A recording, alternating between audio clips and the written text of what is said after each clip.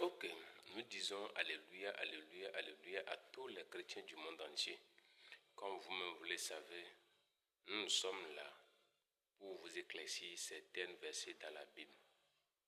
Vous voyez, j'ai su l'une des vidéos sur les réseaux sociaux dont le prédicateur me fait comprendre que Jésus est Dieu.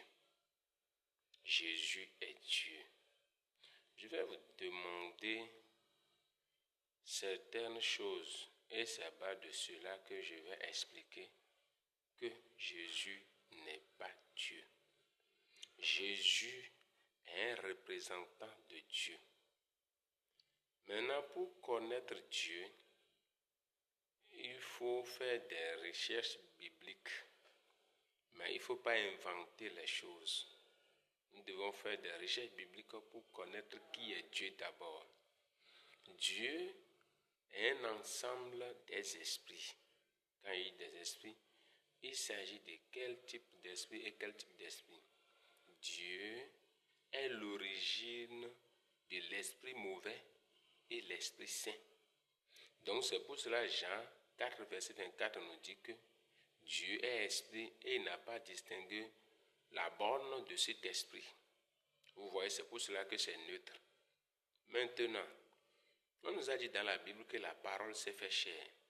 Mais dans la même Bible, on nous fait comprendre que c'est lui le créateur de tout, visible comme invisible. Vous ne savez même pas que la parole a été créée.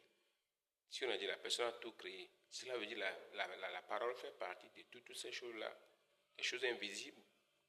Donc quand nous prenons la parole aussi, la parole est un représentant de Dieu. Pourquoi je dis ça? Parce que la parole est aussi neutre. C'est dans la même parole-là qu'on a trouvé la bonne nouvelle et la mauvaise nouvelle. Quand ces deux-là s'associent, ça devient parole. C'est comme aussi on dit qui connaît la pensée de Dieu. Parce qu'une pensée est divisée en deux, à savoir mauvaise pensée et bonne pensée. Je vais vous demander, je vais vous expliquer toutes ces choses-là pour que vous puissiez comprendre ce que c'est que Dieu. Dieu, on n'a pas trouvé son nom dans la Bible. Parce que, en résumé, c'est lui la source des esprits. C'est lui la source des choses visibles et invisibles. Donc, dans la Bible, les composants de Jésus se trouvent sur deux parties dans la Bible essentielles, à savoir, si on n'oublie pas le verset, mais nous allons dire ce qui est là. On a dit, l'ange Gabriel est venu chez Marie pour lui dire que le Saint-Esprit viendra sur toi. Et la gloire de l'autre là va te couvrir pour que tu puisses donner cette fils. Maintenant, il y a d'autres versets qui nous font comprendre que la parole là, cette parole là, ça fait chair. Mais ce qui m'étonne chez vous, vous ne faites pas la comparaison de moi avec la même écriture. Vous irez voir dans Galates 5, verset 17, je pense, je ne me trompe pas.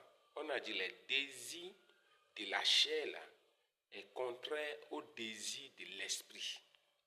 Maintenant, ma question est celle-ci. On a dit la parole que vous prenez comme Dieu là, s'est fait chair. Si cette même parole s'est fait chair, quel type d'esprit a des désirs contraires encore à lui, selon ce que je viens d'expliquer à base de Dieu?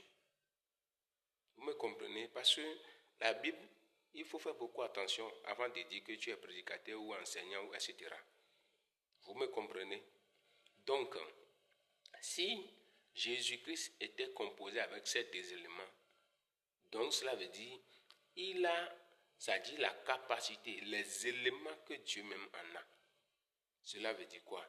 L'esprit qui est en Jésus est l'Esprit Saint. Et l'esprit qui a pris le corps est l'esprit mauvais. C'est pour cela qu'ils ont des désirs contraires. C'est-à-dire l'esprit a des désirs contraires à l'esprit de la chair. Donc, vous allez voir que ce sont des choses qui font d'eau. Selon Galates 5, verset 17. La chair dont la parole s'est faite et l'Esprit Saint de l'autre côté. Maintenant, si ces deux-là s'associent, c'est ça qui donne Jésus-Christ. Alors que les composants que nous venons de citer dans ces deux versets sont créés par Jésus-Christ, qui est le Fils du Dieu suprême. Si on dit ça, c'est le représentant du Dieu suprême sur la terre. Pourquoi cela est fait comme ça? Pourquoi la parole s'est fait chair? Parce que Dieu est juste. Comme il a créé l'homme et la femme, qui va tuer entre les deux? Qui il va tuer entre la femme et l'homme qu'il a créé, entre Adam et Ève? Donc lui-même est obligé de fabriquer un corps qui ne fait pas partie de ces deux-là. Donc c'est pour cela qu'il a pris un représentant de lui-même pour en faire une chair.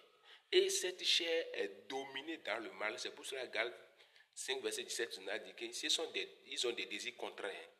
Maintenant, quand Jésus-Christ est né, il ne pouvait rien faire parce que le mauvais et le bien étaient en équilibre. Mauvais 1, bien 1. C'est pour cela que Jésus-Christ n'a rien fait. Maintenant, je vous ai dit tout à l'heure que Dieu est la source des esprits. Ces deux esprits-là sont distingués, à savoir l'Esprit Saint et l'Esprit mauvais. Maintenant, on a transformé l'Esprit mauvais en la chair. C'est pour cela qu'ils sont des désirs contraires. C'est ça que Galates nous fait comprendre. Si vous ne faites pas de recherches, ne tombez pas sur des versets seulement. Maintenant, secondo, Dieu a laissé le pouvoir de l'Esprit Saint à Jésus. Et il a laissé le pouvoir de l'Esprit mauvais à Satan. C'est comme ça que les choses sont divisées. Maintenant, quand on parle de la Trinité, par exemple, vous allez voir, c'était un triangle de cette forme. Quand vous voyez ça, le haut là, ça fait le Dieu suprême. Et les deux côtés là, ça fait Satan et Jésus. Vous allez entendre dans la Bible que quand Jésus-Christ est parti vers le Père là, il est parti rester à la droite de son Père. Mais vous devez savoir qui est à la gauche du Père, par exemple. Si vous voulez vraiment connaître la Bible, je vois des gens qui sautent sur des versets sur les réseaux sociaux et qui disent n'importe quoi. Moi, je sais que dès qu'on aura l'occasion de se rencontrer sur les réseaux sociaux ou de se rencontrer visuellement, on saura qui est qui. Maintenant, Jésus-Christ qui a la poste du bien était revenu au cours de son baptême. C'est pour cela que le Père disait, celui-ci est mon fils en qui j'ai mis mon affection. Et c'est cet esprit-là qui est venu déséquilibrer ce qui était en équilibre là. Et c'est du côté bien que la chose s'est penchée. C'est pour cela que Jésus-Christ a dominé dans le bien.